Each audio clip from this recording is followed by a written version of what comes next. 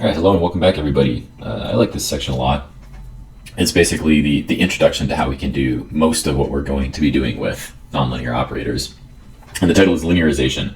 So in some sense, you should interpret this title as meaning, hey, these operators are nonlinear, but can we get something that is linear and also mimics the operator in some certain sense? Or in other words, the tangent to operators. Right, in Calculus 1, way back in Calculus 1, we had tangents to curves, and then Calculus 3, you get into tangents of surfaces, like tangent planes to surfaces. Linearization is the tangent to operators, whatever that means in some sort of higher dimensional sense, and if you even want to infinite dimensional sense, you can interpret it like that. So that's what linearization is we're really constructing some sort of a tangent to these operators that we have. And I want to remark that we really should be thinking about the operators we're considering, the nonlinear operators on V, and that are analytic operators, where, recall, each is a kth degree monomial, derived monomial on this vector space V, whatever the vector space is. And we really want to think about these analytic operators just like analytic functions, where each of the elements in the sum of the analytic function are kth degree monomials as well. So they're basically the same thing, and then we ask the question, how can I? This is the question that'll prompt everything today. How does this change if I recenter the power series? Right? How would that function change if I recenter it? Because everybody agrees that you can center an analytic function at any center for which it's actually analytic. But here's our coefficients. As z naught moves around, the coefficients, hence the monomials, which construct our analytic function, evolve. Right, we gain a different set of coefficients dependent on where I've decided to center my power series, my Taylor series. And we're going to do something similar here, right? We're gonna ask ourselves, can I center this at maybe the vector u in V instead? Right, in which case it would look like n. It's still V is the input, but now I have something like nk, which now depends on the vector I've chosen u, acting on V minus u, because u is like where I've centered things. And so that's really what we're going to be asking ourselves today. And in particular, linearization, we want to think about as the first two terms in Taylor series. Right, the first two terms is really, you probably should call it the affinization, because it's not the linear operator, it's the constant term as well as the linear term. But yeah, it's the first two terms of the Taylor series, because I have a comment here. If we have the first two terms, then our function f is approximately, it's not exactly equal to, but it's approximately equal to the linear term, which is the derivative on z minus z naught plus f at z naught, that's your constant term. And if we rearrange that, we actually see a true linear term, linear in z, and a true constant term, which evolves in z naught. So this is a constant term. And so for an analytic function, this is what you might call the linearization to an analytic function. And we're just going to see if we can construct something similar with an analytic operator, because this affine approximation, which is the first two Taylor series, is almost as good as understanding f itself. It's like near the point z naught. It's almost the same. So let's begin with some definitions. And I say for notational ease, and you're going to look at this notation and you're going to be like, well, what the heck was he talking about? This is some of the worst notation I've ever seen. Yeah, nonlinear operators get tricky. There's not a good way to go about it notationally. You got to put up with it. So we're going to talk about the Kronecker product, and in particular, the only Kronecker product I'm concerned with is the product of a V in my vector space with a B in what I'm calling z2 to the k power. I'm calling it that because these are binary vectors. Okay, so basically every element of B is either a 0 or a 1. Okay, so that's why we want to think about B. And the Kronecker product of the two of them is it's going to take V, which was a single vector in my vector space, and it's going to place it on each entry of my binary vector. And if B sub 3 was 0, then V times 0 is still 0, but if B sub 3 was 1, then V times 1 is a 1. So basically I've got the example here where we can look at a vector in R3, Kronecker product, we use an O times for that, the binary vector 1, 0, 1, 0, 0, 1. And basically all I'm going to do is we want to think about this like distributing beep, beep to all of the ones, right? So that's why we see it right there, right there, and right there. So it's been distributed to each one, and all of the zeros remain as zeros. But technically now they're 0 vectors. So if I wanted to take the Kronecker product of R3, a 3-dimensional spot with a 6-dimensional binary vector, then I get something sitting inside of R3 to the 6 dimensions. I also want to talk about like the complement. So I'm calling the complement of this binary vector B, the vector of all ones minus B. So basically what that means is if there was a 0 in B, it becomes a 1, and if there was a 1 in B, it becomes a 0. And so here we can look at the binary vector that I'm calling B, and then its complement right here. If I have a complement, all this does is it changes 0 to 1 and 1 to 0. And so that gives me, I should have 0, 1, 0, 1, 1, 0, which is exactly what you see there. And then you can compute the Kronecker product of my vector onto this binary vector, and everywhere I see a 1, I place my vector.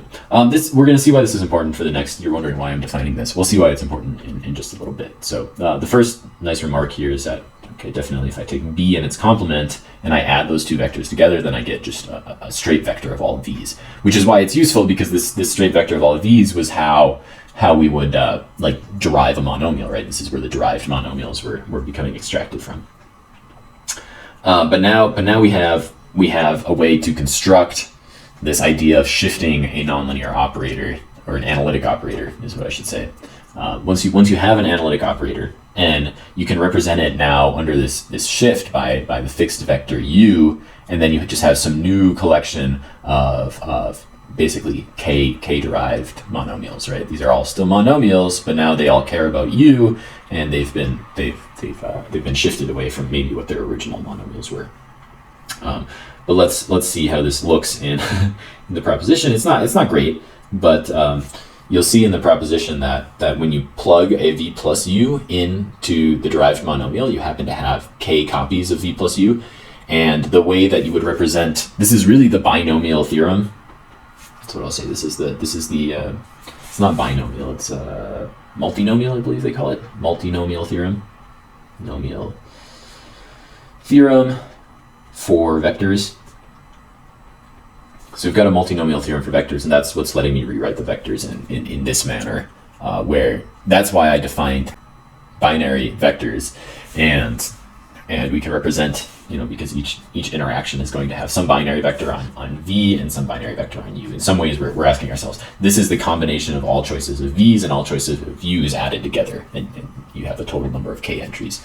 So it's a little bit dense notation. You don't actually have to use this notation, so I'm presenting it for you now. You won't have to use it. This is how we would do things formally. And then what you get away with is defining the jth derived monomial of my shifted function gets defined precisely as what was sitting inside of here, right?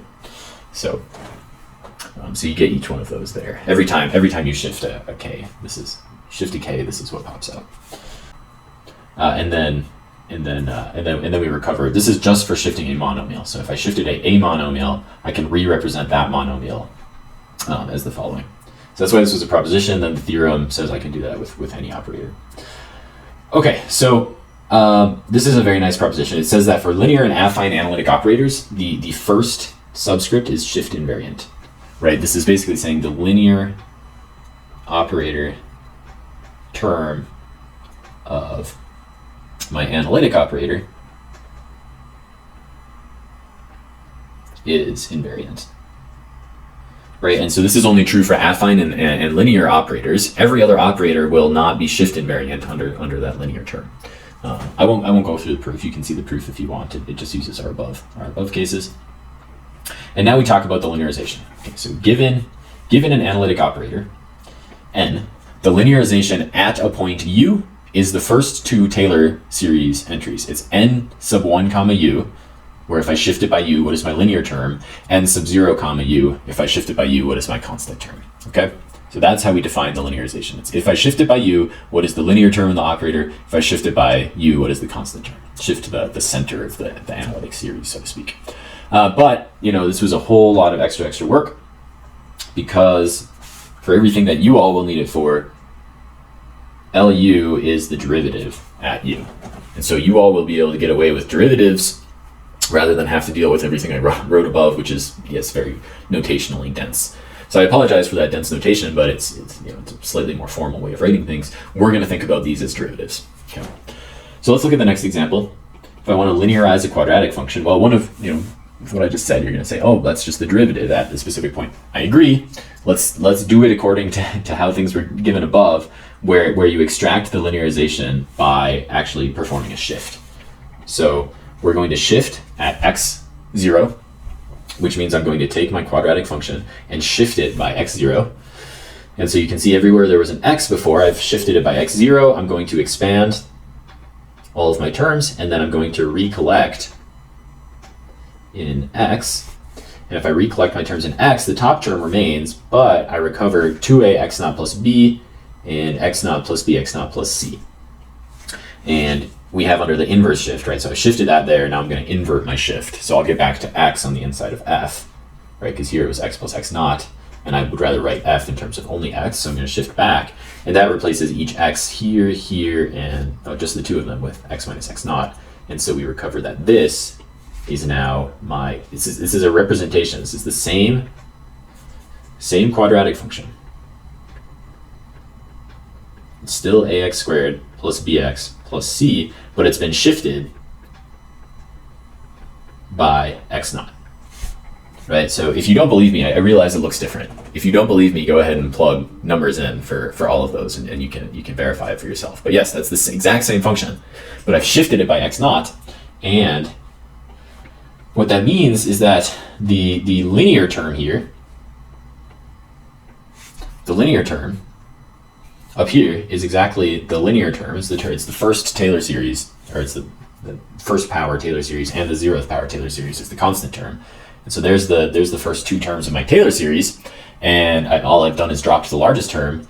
And we should take a quick look and see that we do in fact recover that the linear term at x naught is the derivative at x naught, and then the constant term is the evaluation at x naught, right? This is f prime x naught, this is f of x naught, right? Since recall f of x was ax squared plus bx plus c, the derivative of that is 2ax plus b. If I evaluate that at x naught, I get 2ax naught plus b, which is exactly what I have there after the shift. Evaluating f at x naught, I have ax squared plus bx plus c, which is exactly that. So yeah, linearization is a very fancy word of saying I'm going to compute the value of a function at a point, I'm going to compute the value of its derivative at a point, and then I'm going to add those together with a proper multiplication on the linear term. Now, that is the right way of thinking about it, but the above way of thinking about it with analytic functions is also useful, and it's something that analytic operators is something you have to consider eventually when you get somewhere in math. So you don't have to use any of this crazy terminology yet if you don't want to. You can stick with derivatives, but I actually like this terminology. So here, I gave a step-by-step example if you want to calculate linearization using a shift, but so that's 1 through 4 here. This is linearization using the shift definition, but I think everybody wants the linearization with the derivative, and that's going to be this one. So linearization with derivative is right here. So the steps we're going to go through to calculate the linearization of an analytic operator is we're going to choose a vector to linearize at, ask if there's a well-defined notion of a derivative of n. The answer will almost always be yes. It'll be like the Jacobian. Okay, so think Jacobian in most cases. In our cases, sometimes partial. Sometimes we'll think of a partial derivative. So something between a Jacobian and a partial derivative is what we want to think about for step 2. Step 3, we're actually going to compute the derivative on n. call it d of n. Then we're going to evaluate the derivative at a specific point, the point that we've chosen to linearize at, call it d sub u of n. And that's going to be the linear term, LU. We're also going to evaluate our nonlinear operator at u, and that would be the evaluation at u, but we're going to call that our constant term as well. Okay. So in reality, maybe I'll write this down. Linearization, all these step-by-step processes and everything I did above says we're starting with n of v. That's a nonlinear operator of v. And instead I'm going to map it to d sub u of n. That's going to be a linear operator on v minus u plus the value of n at u. So this is linearization in a nutshell. So I want you to think about that every time somebody asks you about linearization, right there. Cool. All right, let's actually try this out then.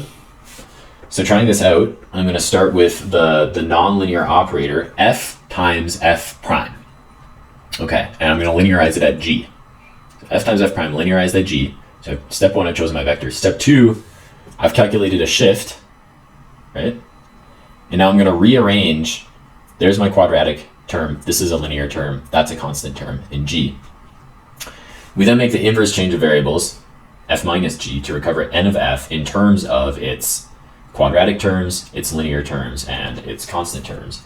And then I'm just going to extract, keep in mind this is the linear term, and this is the constant term, and I'm going to extract the linear term as though it were behaving on f minus g, which is going to be something like g times d dx or whatever, plus g prime f minus g, right? So this is really the true linear operator, which is acting on f minus g. Which is why you can see it here, right? So it's the linear operator is like the multiplication operator by g, a derivative plus the multiplication operator of g prime. And so this is where we've extracted now a linear operator in g to our original nonlinear operator, f times f star. If you want to see the full linearization, if I even combine some other terms, it looks like that. So it looks like almost like a product rule, and then I add g and g prime. That's doing the shift version. If I want to do like a derivative version, it's a little bit harder to see. It's not quite clear how I would take a partial derivative here of f. That's why I don't really want to do the derivative version on this one. But on the next case, it'll be a little bit more clear maybe how I do a derivative. Consider the nonlinear map on functions, which is the square root f of x squared divided by 1 plus f squared. And let's compute the linearization at an arbitrary point in the domain, which in this case I've call it f sub 0. So what I'm going to do is I'm going to compute a derivative of this function. But I'm going to do that doing partial f, if that makes sense, right? Because this is perfectly fine. That's a variable. The direction of f is a possible variable here. And so I can compute a partial derivative of that. If I do, I recover this. This is the partial derivative of this function with respect to f evaluated at f naught. Right, so that's how I recover that term. That is my linear term. That's an operator now, right? I have to interpret that. That's not a number or even a function of x. That's an operator which is going to operate, a linear operator acting on f minus f sub 0. In this case, via multiplication. But now my constant term just becomes evaluating n at f naught. And so I can construct L of f naught on the first Taylor series term plus the constant Taylor series term directly just by concatenating all of them right there. And then if I expand some terms out and simplify, I actually recover the bottom line here, which is given right there. Okay, so it's a very interesting multiplication. We just ask ourselves really quick, is this an affine? This is what we'll do. I'll circle this. We want to convince yourself this is an affine approximation to NF, right? Because it's affine because there's F. F is in there, but it only sits as like a linear term or an affine term, right? F is sitting in there. This is like a giant M x vector plus b vector, right? We're basically saying what is the linear approximation to n of f at f0? And there it is. It's an mx plus b linear approximation. It just looks really nasty. And I'm sorry about that, but we're officially in the nonlinear operators section of the book, nonlinear ODEs. So we have to put up with these. Let's move onwards a little bit. Talking about some motivation. We'll get into this a little bit more intense in chapter 12, where we're actually approximating some nonlinear IVPs. But I'm going to provide a quick approximation right here for you. The reason why we might want to linearize is because we can start with a nonlinear IVP, something like this. Notice it's nonlinear because I have y squared on the right-hand side. It's not just y. And we can start with that, and we can compute the linearization. If I linearize y at the initial condition, or y squared, if I linearize y squared at the vector 1, then the linearization becomes 2y minus 1. Okay, so y squared and 2y minus 1 look similar at y equals 1. If you don't believe me, this is literally your tangent line, right? If this is y squared, and then you look at the tangent line at 1, this is 2y minus 1. They look very, very similar at that point. And so what you get if you solve this IVP is you get a solution that's approximately equivalent to the original solution. But the nice thing here is that this is linear IVP, hence solvable. We know how to solve this IVP. It's, go ahead and look back at chapter 6 or chapter 7 if you want, and you'll find that is your solution to the linear IVP. And if we plot these against each other, we can plot the approximate solution in red. There's the approximate solution in red against the true solution in black of that nonlinear IVP. But near 0, where the IVP was initialized, they approximate each other very well. So, for a short period of time, I have very good knowledge of my nonlinear IVP. So that's something that's really useful here. And the reason why we care about linearization, or at least one of the reasons why we care about linearization. So this is a step-by-step expansion where I describe how I linearized my problem above here, right? So this is how I obtained the linearization if you do it via derivatives instead. Up here I did it by shifting. So I've provided that a lot here. You can either do linearization by shifting and then unshifting, or you can do it with derivatives. So that's the version with derivatives. That's really shifting, unshifting. And then I have a second, slightly more complicated example to the above, where in fact, this one, I don't even know how to solve this nonlinear IVP. You could go ahead and try to solve it for me, but I don't know how to solve this as a nonlinear IVP. I do know how to solve the linearized IVP, which is right here. Right, the linearized IVP is still linear, and we have our techniques from chapter 7 to solve it perfectly. There's our exact solution to the linearized IVP. The nonlinear one I just approximated numerically, but once again, you see extremely well precision of the linear case in red up to about 0.3 in time, and then they start to diverge. So that's kind of how we linearize, and that's why linearization is important. I know this is probably the most complicated section in the whole book when it comes to notational density, so I'm ready to be here to work with you in this. So feel free to reach out to me whenever for some of these linearization problems, and I'll see you in class. Bye.